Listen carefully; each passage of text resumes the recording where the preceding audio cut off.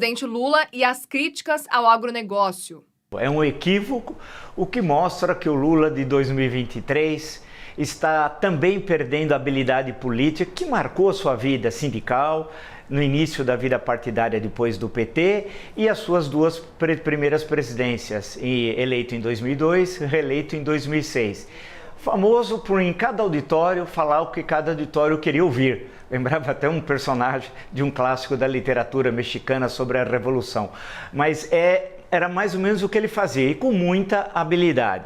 Primeiro, essas definições genéricas são muito ruins. Vide o exemplo recente, ele pediu desculpas, do ministro Gilmar Mendes sobre Curitiba, quando fez referência à República de Curitiba, e depois ele esclareceu publicamente, inclusive com telefonema ao prefeito de Curitiba, que ele estava se referindo ao que ocorria, segundo ele, a 13ª Vara Federal de Curitiba, então com o juiz Sérgio Moro e a força-tarefa da Lava Jato. E esclareceu que ele não foi feliz, o decano do STF, Gilmar Mendes. Agora, o presidente da República também não está sendo feliz em falar São Paulo, né? Porque aqui São Paulo ele se refere, primeiro, né?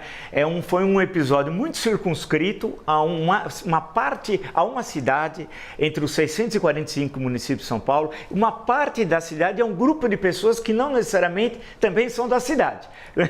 Então, primeiro isso não serve a ninguém, não serve a ele.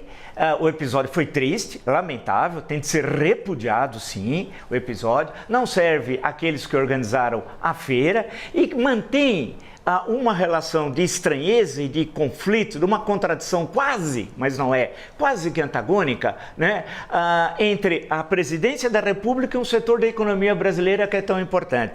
E por fim, acho que vale a pena destacar, ao ele dar importância, e volta à sua questão que foi muito bem colocada, ele transforma aqueles que agiram de forma antirrepublicana em Ribeirão Preto, e é antirrepublicana sim, de uma tremenda falta de educação, né, com o presidente da República e com o ministro da Agricultura, em atores políticos tão relevantes como o presidente da República.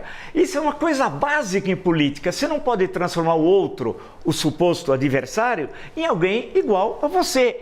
Você tem de se mostrar superior, afinal você é presidente do Executivo Federal, não é um organizador, por mais importante a feira, que agiu de forma descortês, né? Como nunca eu tinha visto na história da feira e em outras feiras que ocorreram pelo Brasil, que ocorrem pelo Brasil. Então, essa questão acho que tem de ser encerrada para o bem de todos, do agronegócio, que precisa do governo, que precisa dos recursos oficiais, por exemplo, do Banco do Brasil, que precisa do governo na parte de infraestrutura, que sabe da importância das relações diplomáticas e o Brasil voltar a estar de bem com o mundo, como está com esse governo e não com o governo anterior, para ampliar o agronegócio, as suas exportações e os seus lucros. Isso é bom para o agronegócio, é bom para o Brasil e para o presidente da República.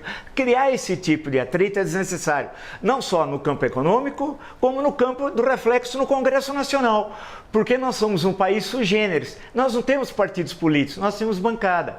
Tem bancada rural, tem a bancada da bala, tem a bancada da Bíblia, é sui generis, é uma invenção brasileira igual a jabuticaba para o mundo. Isso não existe em país algum do mundo sério, democrático, né? Então, eu sugiro ao presidente da República, põe um ponto final, olhe para frente, né? E essa questão vai ser superada. E eu espero que na próxima... no próximo evento dessa feira, que salvo engano é anual, se não me engano, esteja presente o presidente da República, o ministro da Agricultura, e seja recebido, e eu sou do interior, eu sou de São José do Rio Preto, seja recebido da forma educada, como sempre os presidentes foram recebidos e seus ministros no interior de São Paulo, que é tão progressista, tão importante. E lembrar que Ribeirão Preto é um polo universitário. Por fim, desculpe, mas eu lembrei, o governador Lucas Nogueira Garcês criou na sua gestão, foi um grande governador nos anos 50, 2 extensões da USP no interior. Uma em São Carlos, brilhante, e outra em Ribeirão Preto, brilhante. Em suma, nós temos então conhecimento científico, né? Temos cultura, o Teatro Pedro II, lá tão importante em Ribeirão Preto. Então foi também muito deselegante o que fizeram os organizadores da AgroShow. Em relação ao governo de São Paulo, nem se fala, né? Nem se fala, porque aí a deselegância é o cubo. Nós temos uma hierarquia, e ele, como ex militar deveria saber. E na hierarquia de poder do Executivo, primeiro está o presidente da República. Depoimento de Anderson Torres à Polícia Federal. Olha, é aquela velha questão que nós já comentamos aqui. Indícios vários e concordantes constituem provas, ensina o professor Eli Lopes Meirelles. É o caso que se aplica ao senhor Anderson Torres.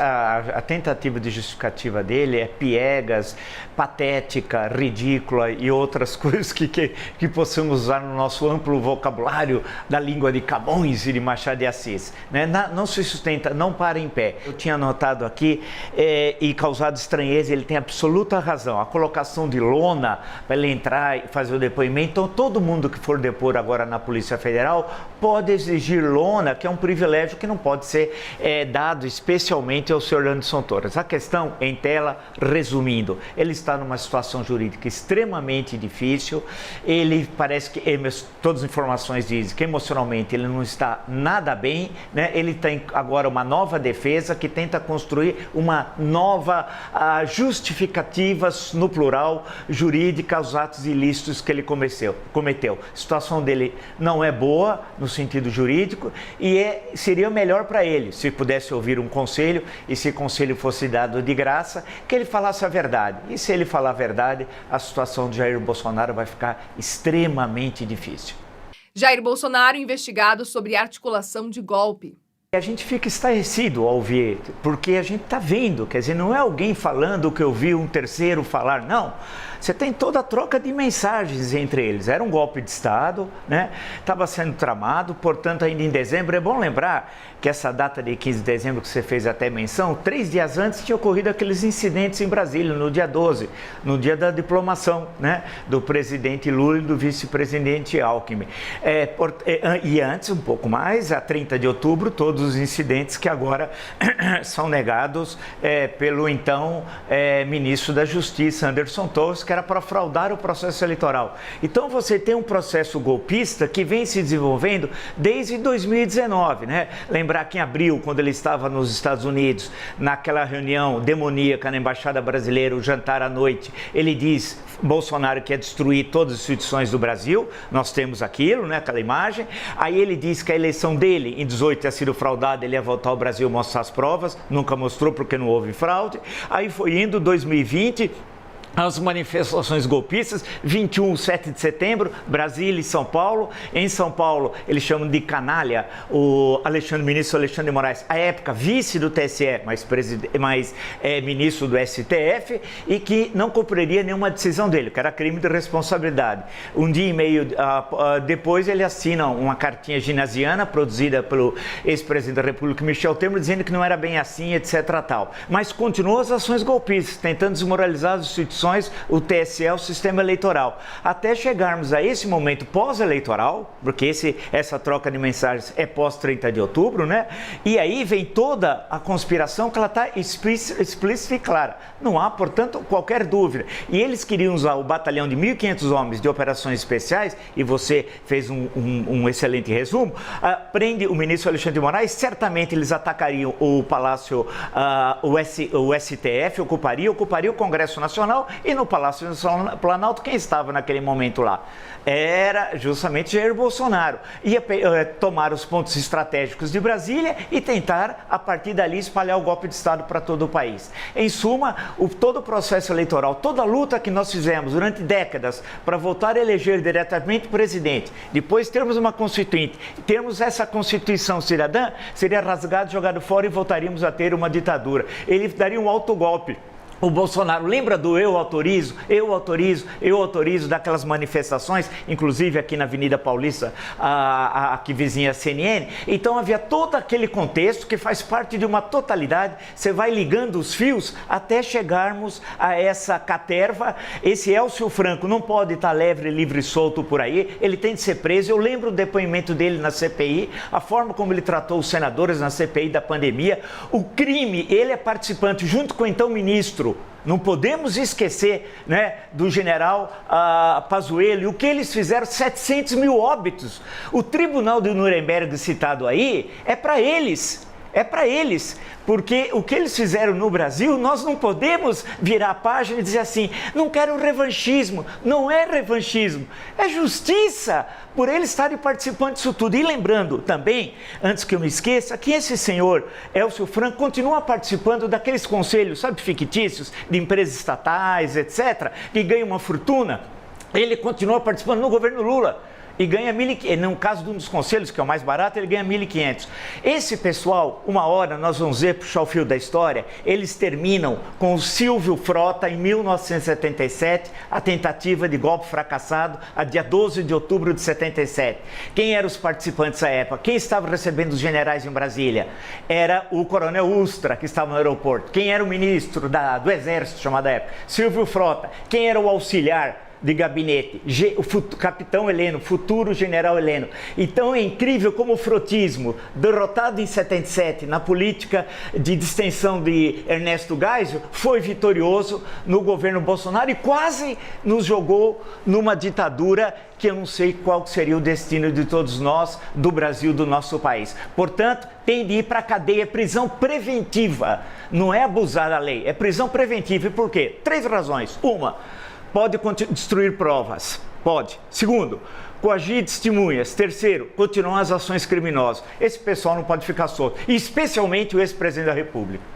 Tacla Duran e as acusações de propina na Lava Jato. Eu acho que as denúncias apresentadas por Tacla Duran são gravíssimas, Mas para serem gravíssimas em caixa alta, como se falava antigamente, ele tem de apresentar essas provas. Ele está dizendo, por exemplo, extratos bancários manipulados, falsos, que num processo está de um jeito e no outro processo o mesmo extrato está apresentado de outra forma. Se ele tiver essa comprovação, ela tem de ser devidamente apresentada. Ele diz de relações, vamos chamar assim, pouco republicanas, entre o ministro, entre o hoje senador, então juiz da 13ª Vara Federal, Sérgio Moro, e o Ministério Público, com um escritório de advocacia, que faria uma suposta, de acordo com ele, uma manipulação nas ações da Lava Jato e cobraria, segundo ele, a expressão que ele usou, uma taxa de proteção. Tudo isso, evidentemente, é de uma enorme gravidade e precisa, claro, não só da fala, mas da comprovação material, né? A questão dos documentos, do que o senhor Tacla Duran que deve apresentar, são essenciais. Agora, havia um problema, eu não sei qual é a situação atual, não tenho certeza absoluta, que ele não poderia vir ao Brasil porque havia uma ordem de prisão e ele tem dupla nacionalidade, brasileira e espanhola. Ele está na Espanha, salvo engano. Então, a questão que se coloca é que teria de resolver essa questão que envolve a suposta ou efetiva prisão preventiva do senhor Tacla Duran. Ele vinha com plenas garantias ao Brasil, apresentasse toda essa documentação à justiça brasileira, porque o que ele está falando é muito grave, porque ele está dizendo que inclusive fez pagamentos. Aí é que é a questão, e que ele teria a comprovação desse pagamento. Em algumas vezes eu vi ele falar em 5 milhões de dólares e que tinha pago cerca de 10% disso, isso variou ao longo do tempo. É necessário, portanto, que ele, com essa documentação, apresente à justiça brasileira. E essa documentação, evidentemente, tem de ser devidamente periciada, né? Porque tudo é muito grave. Se isso ocorreu, meu Deus do céu, aí não é que a casa caiu. Caiu o tribunal inteiro, a vara inteira, a 13ª Vara Federal, o que envolve, inclusive, políticos que hoje exercem mandato parlamentar. A senhora Rosângela Moro, tendo em vista que o seu marido fez campanha para ela aqui em São Paulo, o próprio senhor Sérgio Moro e o senhor Deltan Dallagnol, né, que é deputado federal pelo Paraná. Sérgio Moro, senador pelo Paraná, e a senhora Rosângela Moro, supostamente deputada por São Paulo, porque ela não mora em São Paulo, como todo mundo sabe, né? Então, é questão muito grave o que ele está falando. E essa história vem se estendendo há um tempão. Eu acompanho pela internet, aqui pela própria CNN. Eu acho que o primeiro caminho, e é uma mera sugestão de um comentarista, é que ele possa vir ao Brasil livremente e trazer toda essa documentação, entregar à justiça, fazer o depoimento in loco, né? Porque é diferente quando você faz em loco, quando você faz virtualmente, e a partir dali a justiça se debruçar sobre essa documentação, ver se é verdadeiro ou não, e ele diz que é verdadeiro, inclusive a questão dos extratos bancários, que seriam falsos, depende do processo estar de um jeito, o mesmo extrato no outro processo está de outro. Então acho que essa é a questão central. As denúncias são muito graves e têm de ser apuradas, e não ser instrumentos políticos. Nós estamos tendo de ficar no campo estritamente jurídico.